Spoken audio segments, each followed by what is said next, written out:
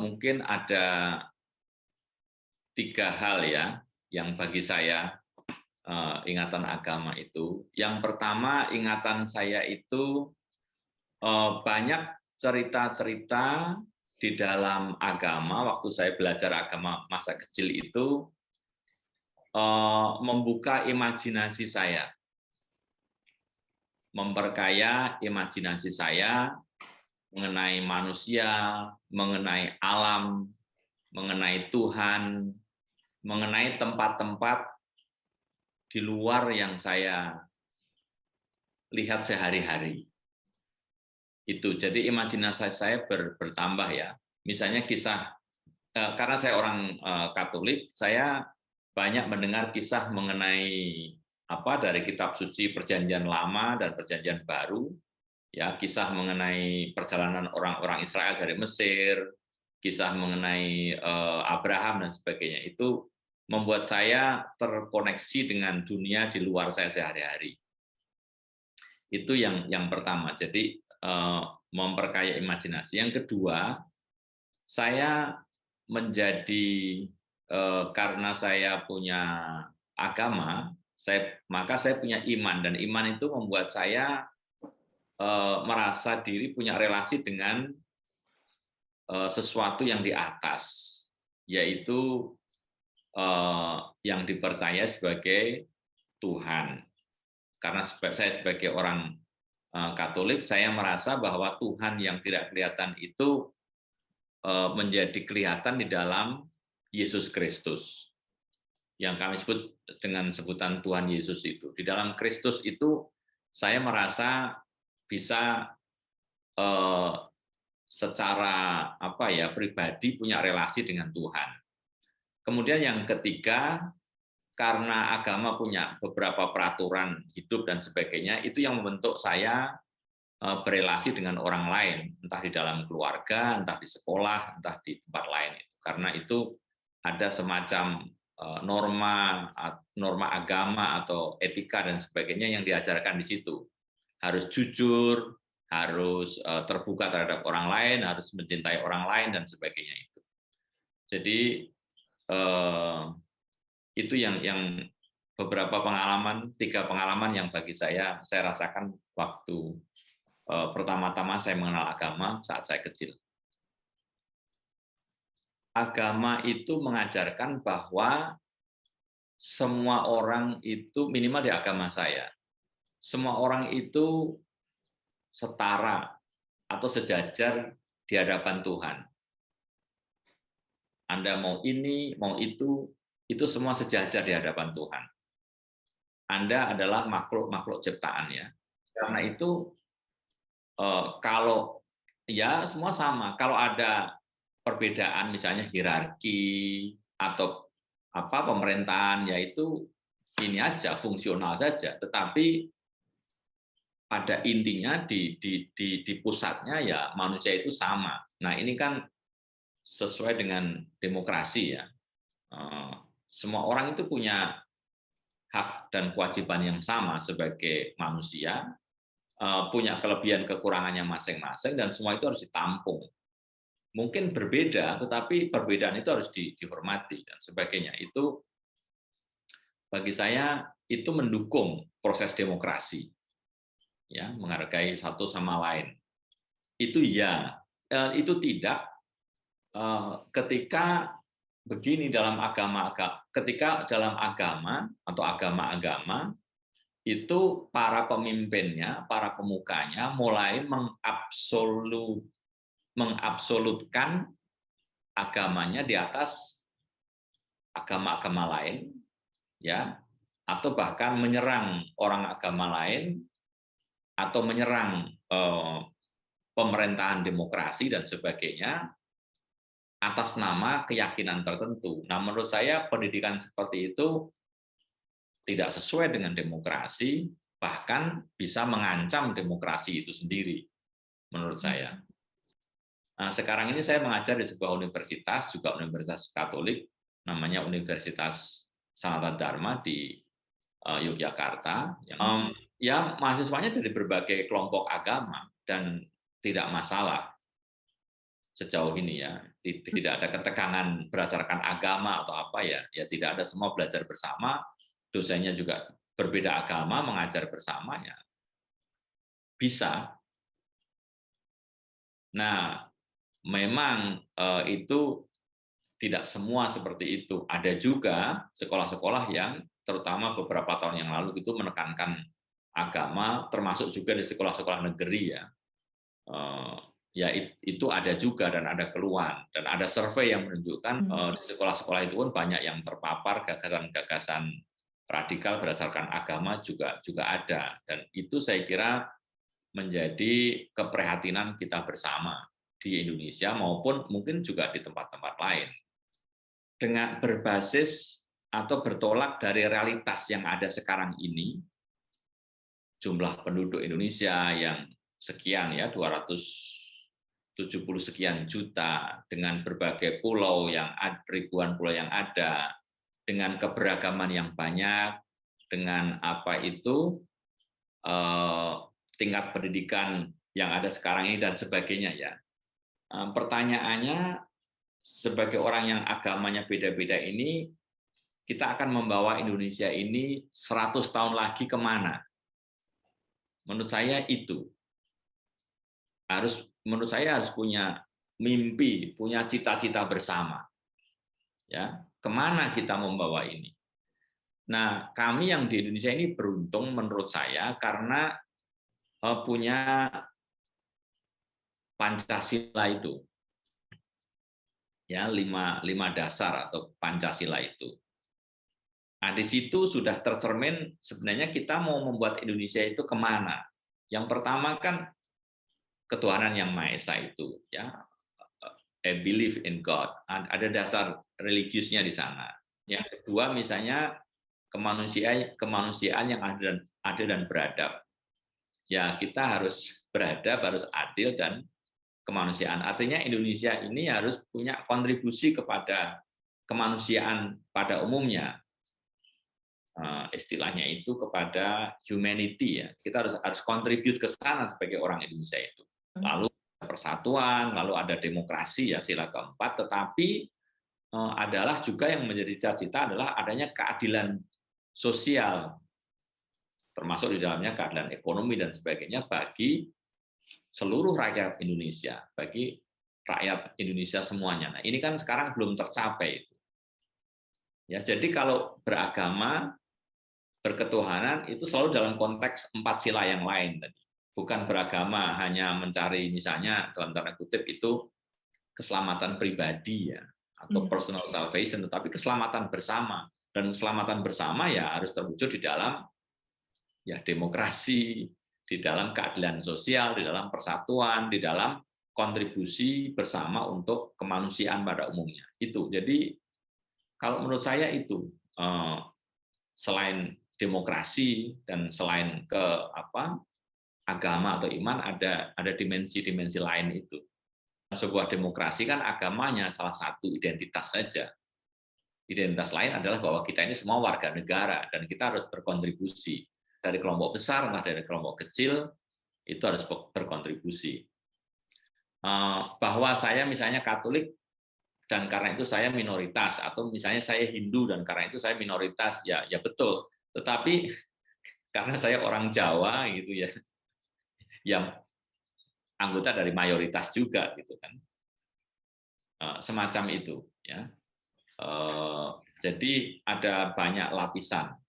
Jadi dalam demokrasi saya kira, dalam demokrasi dan agama saya kira banyak aspek yang harus dilihat. Sudah sejak awal ketika Republik ini didirikan sudah disepakati bahwa dasarnya adalah demokrasi. Ini sebuah republik demokrasi dan bukan sebuah negara yang berdasarkan agama ini atau agama itu.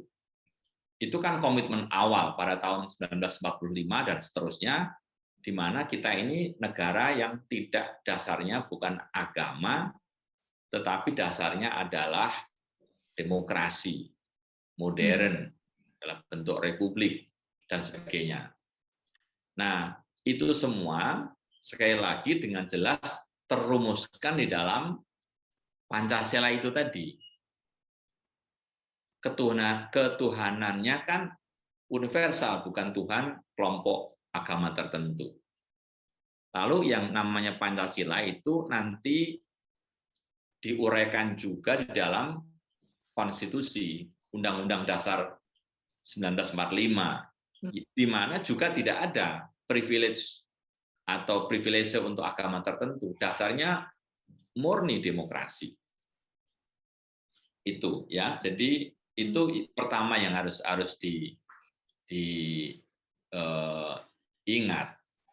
Yang kedua itu yang sejarah ya, tetapi yang sekarang ini ya kita tahu kan bahwa bahkan ketika sebuah negara itu dasarnya satu agama, ya tidak ada jaminan bahwa negara itu baik-baik ya, bahwa negara itu tidak ada konflik, bahwa negara itu rakyatnya happy dan sebagainya, nggak ada jaminan. Ya, menurut saya itu ya yang membuat kita happy apa ya, itu tadi kesatuan di dalam perbedaan itu kita bersatu membangun sesuatu untuk tujuan tertentu, ke arah kedepannya ini kita mau apa untuk kita sendiri maupun kontribusi untuk kemanusiaan, untuk humanity pada umumnya. Toh pada akhirnya kita tahu bahwa siapapun Anda, kita sedang tinggal di sebuah planet yang sama. Dan kalau dibanding dengan planet-planet yang lain, planet kita ini yang nggak besar-besar amat gitu ya. Mau dibandingkan dengan Jupiter atau apa ya, kita ini kecil rumah ini. Sehingga ini, this is our common home, this is the only home we have. Nah, maka mari kita rawat bersama. Jadi itu menurut saya. Jadi apa ya? Akhirnya ya kita ini penghuni rumah yang sama, dalam tanda kutip rumah kecil. Dulu kita menganggap bumi ini segala-galanya, tetapi sekarang kita tahu bahwa ya. Dan sekarang kita tahu kalau misalnya ada pandemi COVID-19, apapun agama Anda, ada resiko Anda kena. COVID tidak membedakan agama. Dan ketika ada climate change, perubahan iklim dan kacau ini ya perubahan ini entah api, kebakaran, entah banjir bisa melanda siapapun juga gitu.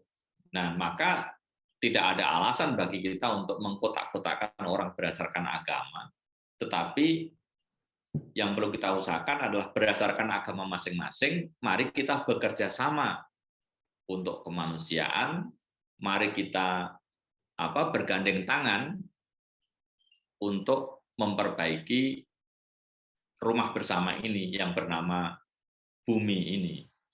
Saya kira reformasi yang terjadi di Indonesia tahun 1998 itu juga tidak langsung diikuti oleh situasi yang ideal. Bahkan selama 20 tahun banyak orang komplain ya, mengeluh. Ini katanya reformasi tapi semuanya masih sama. Saya kira ya ada yang sama tetapi ada yang juga yang berubah. Ya, misalnya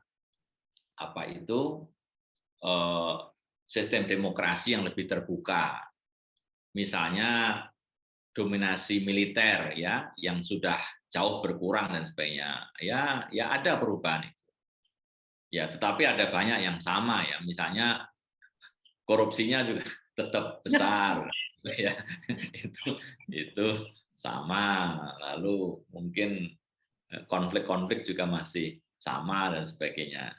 Nah, tetapi menurut saya tidak berarti bahwa reformasi tidak ada artinya. Menurut saya artinya besar. Nah, terutama sejak tahun 2014 ya, di bawah misalnya presiden yang sekarang ya, Presiden Joko Widodo ya, saya kira sudah banyak perubahan ya, dari masalah relasi penguasa dengan rakyat, masalah pembangunan infrastruktur, masalah kepercayaan masyarakat kepada pemerintah pusat maupun daerah, saya kira ada banyak peningkatan. Nah, salah satu kuncinya menurut saya adalah ini istilah yang diingatkan kepada kami lagi tadi malam dalam pidato Budaya Pusdema adalah leadership by example, memimpin dengan contoh. Saya kira ini yang penting. Jadi bukan hanya dengan kata-kata. Apa ya? Kalau pemimpinnya ini jujur, terbuka, kerja keras dan sebagainya, saya kira rakyat juga termotivasi untuk jujur, kerja keras, apa itu bersikap demokratis dan sebagainya. Menurut saya itu penting. Jadi leading by giving example ya, memimpin dengan cara memberikan contoh, bukan hanya dengan mengatakan, tetapi memberi contoh. Saya kira itu penting dan oleh Presiden sekarang, Presiden Joko Widodo atau Jokowi, saya kira ini cukup berhasil ya, menurut saya memimpin dengan memberi contoh. Misalnya begini ya, ini buah reformasi juga. Ini saya tidak tahu apakah Anda sempat melihat, tetapi kalau peringatan 17 Agustus ya, peringatan kemerdekaan itu, presidennya dan yang lain kan memakai pakaian etnis ya, daerah. Dulu kan selalu formal pakai pakaian resmi barat gitu ya. Sekarang ini apa itu memakai pakaian-pakaian daerah gitu. Itu kan contoh nyata demokrasi di mana budaya-budaya lokal tradisional itu dihargai pada tingkat pusat untuk menunjukkan bahwa Indonesia itu beragam dan sebagainya. Saya kira itu contoh kecil ya bagaimana demokrasi itu berlangsung dalam kehidupan hari-hari. Itu kalau saya mikirnya antara lain begitu.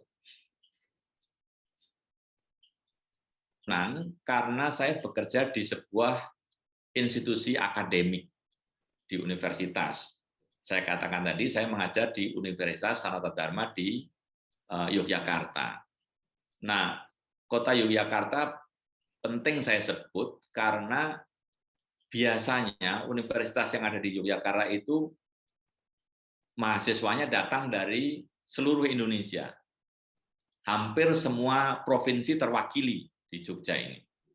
Sehingga kalau saya mengajarkan sesuatu, saya merasa bahwa nanti apa yang kami ajarkan itu akan dibawa ke seluruh Indonesia. Ya, tidak hanya di wilayah Yogyakarta saja, tetapi ke seluruh Indonesia, ke berbagai provinsi itu. Itu yang membuat saya termotivasi juga. Saya merasa senang karena juga selain saya itu bergerak sebagai pengajar, saya juga aktif di luar dunia akademik. Terutama saya membantu, mendampingi atau menemani para korban tragedi 1965. Tidak sepenuhnya saya bisa membantu mereka, tetapi semampu saya juga membantu mereka, menemani mereka,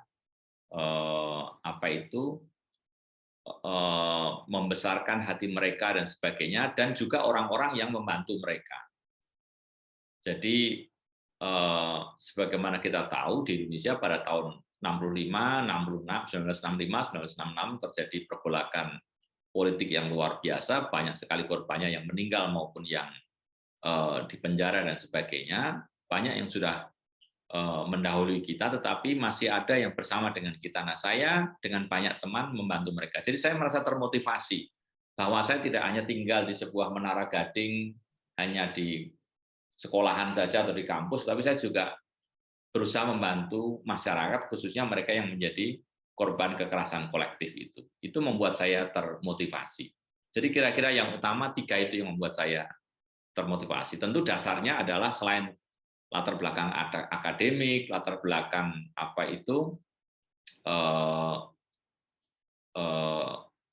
aktivisme, juga ada akar religius yang kita sebutkan di awal tadi. Ada sebuah keyakinan, ada sebuah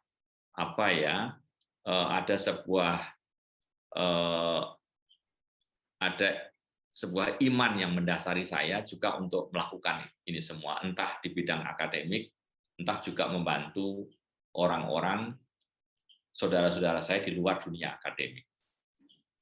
apa ya, semacam penghubung antara antara 65 dengan agama itu. Yang pertama adalah bahwa ketika peristiwa itu terjadi, banyak pelaku kekerasan itu motivasinya adalah motivasi keagamaan, ya, motivasi religius. Ya apapun latar belakangnya kan ada pemahaman bahwa yang namanya di Indonesia paling tidak ya, ada pemahaman bahwa komunis itu ateis, tidak percaya kepada Tuhan. Nah, oleh orang-orang yang percaya kepada Tuhan, dipandang mereka ini ya harus disingkirkan. Maka entah di Jawa, di tempat lain itu ada orang-orang yang melakukan kekerasan itu motivasinya agama, religius. Nah, tentu kami para sejarawan juga tahu bahwa itu seringkali dipakai oleh kekuatan politik pada waktu itu ya. Jadi kelompok agama ini dipakai dan sebagainya. Tetapi yang jelas bahwa dalam tindak kekerasan itu ada kelompok-kelompok tertentu yang dasarnya agama. Ini bisa kita lihat di dalam banyak studi. Nah, itu yang pertama. Yang kedua, ketika terjadi represi atau penekanan terhadap upaya-upaya untuk membahas 65, membahas tragedi 65 ini, kelompok-kelompok yang menentang juga banyak dari kelompok-kelompok keagamaan. Jadi relasi dengan agama ini bukan hanya dulu, tetapi juga sekarang, terutama sebelum pandemi COVID-19 ini ya. Jadi itu menjadi sulit. Tetapi pada saat yang sama sudah kita rasakan bahwa banyak juga sekarang ini kelompok-kelompok agama yang mulai mendorong terjadinya rekonsiliasi, mulai mendorong terjadinya penulisan sejarah yang lebih seimbang dan sebagainya. Itu juga banyak yang dimotivasi oleh kelompok-kelompok agama, difasilitasi oleh kelompok-kelompok yang berdasarkan iman dan sebagainya. Jadi tidak semuanya hitam putih, tetapi juga ada warna-warna lain di mana agama juga mendorong proses rekonsiliasi itu sendiri, terutama terkait dengan masalah tragedi 65 di Indonesia. Proses rekonsiliasi itu muncul dari dua sisi, dari luar maupun dari dalam. Dari luar itu proses rekonsiliasi dulu berawal karena melihat contoh-contoh di luar Indonesia di mana terjadi upaya-upaya rekonsiliasi. Ada di Afrika Selatan, ada di Jerman sendiri, ada di beberapa negara Amerika Latin dan Afrika. Itu semua menginspirasi beberapa teman dari Indonesia ini untuk juga mengupayakan rekonsiliasi. Ya, itu. Tetapi itu yang dari luar, dari dalam juga ada dorongan rekonsiliasi itu. Minimal dorongan untuk mari kita membicarakan apa yang terjadi pada tahun 65 dan setelahnya itu. Nah, terutama yang internal ini kelihatan bahwa dorongan itu muncul sejak adanya reformasi itu. Ya, sejak turunnya pemerintahan Orde Baru tahun 1998. Jadi di situ muncul inisiatif untuk melakukan rekonsiliasi. Pada level pemerintahan, rekonsiliasi itu nanti akhirnya muncul di dalam diberlakukannya Undang-Undang Kebenaran dan Undang-Undang tentang Komisi Kebenaran dan Rekonsiliasi pada tahun 2004. Seingat saya kalau angka biasanya lupa saya. Tetapi tahun 2006 itu dicabut Undang-Undang Komisi Kebenaran dan Rekonsiliasi itu, sehingga sejak itu di tingkat negara tidak ada lagi usaha untuk mengusahakan rekonsiliasi itu. Tetapi itu bukan akhir dari segalanya, karena di lapisan bawah, di lapisan akar rumput, itu tetap ada upaya-upaya rekonsiliasi itu. Hanya saja memang sifatnya lokal. tetapi itu terjadi di beberapa tempat ya di Jakarta, di Yogyakarta, di Palu, di Sulawesi, di Bali, di Nusa Tenggara Timur dan sebagainya. Itu ada upaya rekonsiliasi di tingkat akar rumput. Itu. Nah, sekarang ini sedang ada proses ke sana lagi, tetapi masih belum jelas, dan ketika ini belum jelas, tiba-tiba ada pandemi COVID-19 ini menjadi lebih sulit lagi, saya kira. Mayoritas ya atau hampir semua penduduk Indonesia itu mendukung demokrasi. Ya ini bentuk pemerintahan yang dulu dimulai oleh para pendiri bangsa ini, para founding fathers, dan ini yang kita pakai sampai sekarang yang cocok untuk kita. Ya, saya kira hampir semua masyarakat Indonesia setuju dengan itu. Ya, buktinya antara lain ya, tidak ada pemberontakan yang berarti untuk melawan demokrasi ini. Juga ketika pada tahun 1990-an itu Yugoslavia pecah menjadi 5 atau 6 negara itu ada kekhawatiran bahwa ini akan terjadi di Indonesia. Ternyata tidak. Padahal Indonesia ini pulaunya ada ribuan, ada 17.000 lebih. Toh tidak terjadi. Kenapa? Karena kami tetap merasa sebagai warga dari sebuah negara bangsa, warga dari sebuah nation state yang sama, yaitu Republik Indonesia, yang dasarnya adalah demokrasi. Jadi saya ingin menggarisbawahi bahwa ya hampir semua rakyat ini setuju dengan demokrasi, merasa cocok. Nah, tetapi bukan realitas kehidupan kalau tidak ada hambatan, tantangan, dan sebagainya. Kalau tadi ditanyakan apa yang menjadi hambatan, ya ini apa yang terjadi antara lain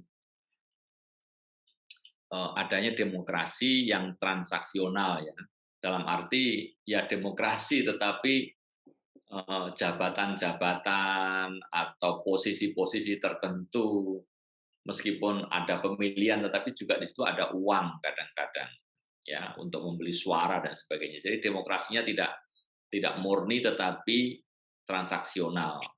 Kalau kamu membayar saya memilih kamu nanti, semacam itu ya. Saya kira itu hambatan, dan ini mungkin perlu diperbaiki lagi sistemnya ini. Ya, sistem pemilihan supaya yang jual beli atau transaksional seperti ini tidak ada. Itu hambatan yang pertama ya, soal uang untuk kepentingan politik. Yang kedua yang menjadi hambatan dan tantangan adalah menurut saya juga ide-ide radikalisme transnasional.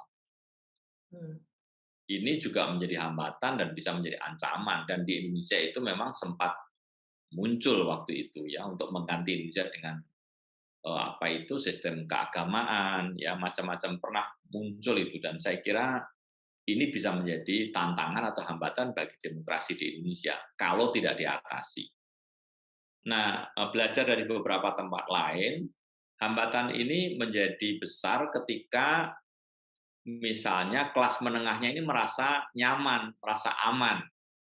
Padahal di bawah, di desa, di tingkat pendidikan dasar, di anak-anak muda itu, anak-anak kecil bahkan ya, itu sudah mulai diajarkan gagasan-gagasan radikalisme yang notabene dari luar juga transnasional.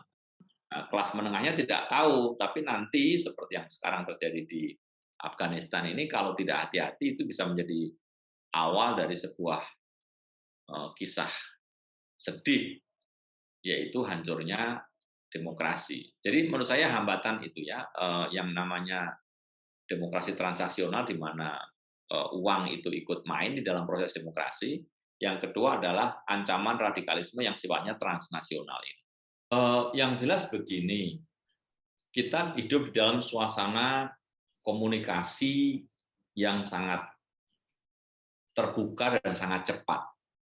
Apa yang terjadi di sebuah tempat di dunia ini akan dengan cepat itu sampai ke tempat lain, ya, termasuk ke Indonesia. Dan apa yang terjadi di Afghanistan sekarang ini kan dengan cepat juga sampai ke Indonesia. Nah, seperti saya katakan tadi, sebelum ini ada apa ya, kelompok-kelompok atau gagasan-gagasan radikal itu yang juga penuh kekerasan dan mungkin dalam arti tertentu terinspirasi oleh itu. Nah, sehingga saya kira sulit mengatakan bahwa itu tidak akan berpengaruh di Indonesia. Minimal informasinya pasti akan sampai. Ya, itu yang pertama harus kita akui. Tapi yang kedua, nah pertanyaannya tinggal begini, apakah berhadapan dengan itu kita akan merasa takut dan mundur, bersembunyi, seperti burung onta yang menyembunyikan kepalanya di pasir itu, atau kita justru ini kesempatan bagi kita untuk sekali lagi menyatukan Indonesia yang beragam ini untuk menghadapi tantangan seperti itu. Bahwa sekarang ini mendesak untuk terus menyebarkan, terus membuat masyarakat ini paham tentang pentingnya demokrasi, tentang pentingnya menolak atau melindungi diri terhadap gagasan-gagasan radikal yang penuh kekerasan ini, yang tidak sesuai dengan keyakinan agama di Indonesia, di mana setiap orang itu sederajat di hadapan Tuhan, dan tidak boleh orang membunuh atau melukai orang lain hanya karena berbeda agama, berbeda keyakinan dan sebagainya. Nggak boleh. Saya kira itu yang perlu ditekankan. Dan menurut saya itu harus ditekankan sejak usia anak masih muda, masih awal ya. Sejak kecil harus ditanamkan nilai-nilai itu. Dan ini yang akan membuat demokrasi menjadi semakin kuat.